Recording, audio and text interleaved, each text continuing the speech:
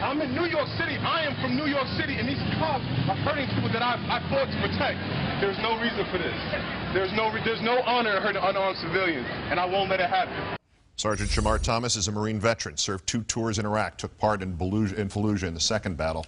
Comes from a military family. Both his parents are veterans. His father served in Afghanistan, his mother in Iraq. It's an honor to have you here, sir. Thank you. I appreciate it. Why'd you go to Times Square Saturday night, particularly wearing your medals and your uniform? I initially went to the protest on October 5th, and I saw the police brutality, and it made me want to get involved even more to, you know, the understanding that, you know, we have young men and women out here who are trying to inspire, you know, change. And so why wouldn't I want to be a part of that? So that's, you know, my goal in life is to inspire a generation, you know? Well, obviously, because as I suggested, this was not, it was not Sergeant Thomas night on the schedule, and yet it sort of became that. What you were shouting in a way that you could see in the policemen's eyes they were listening and didn't know what to do, and there were people, there were passers-by didn't know what to do, and protesters didn't know what to do, because obviously you were hitting a chord with these people. What were you trying to say? And obviously we have the quotes, we have the tape, we played it, but what was in your mind as you were, you know, expressing yourself in that vocal manner? Well, I've been to Iraq twice. I've been in, I was in a riot in Rupa, Iraq in 2004, where we had rocks thrown at us, and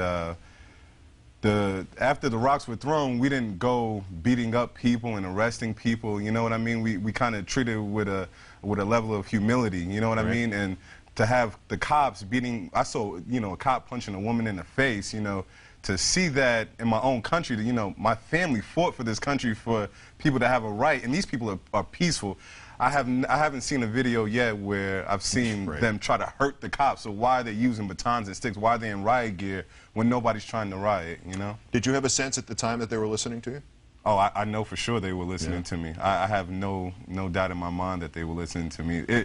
I had the fire in my gut, you know, so to speak. Like they knew what I meant. You know, I've been to, you know, on over 50 combat missions, so the intensity is there. They know that I'm telling the truth, you know. They know in their hearts what, you know, what I'm saying is right. With good reason, in the last 10 years, particularly the New York Police Department has gotten a little militaristic in their point of view, because they now are trained that everything could be fatal, and that's probably a good attitude to have given what happened in 2001. There's an understanding of that, at least where it comes from. However, not every situation is fatal. Exactly. And it seemed like you were a cold bucket of water against their sort of fevered, what's going to happen now thing, because you actually been in the real thing where it was life and death, and this was not it.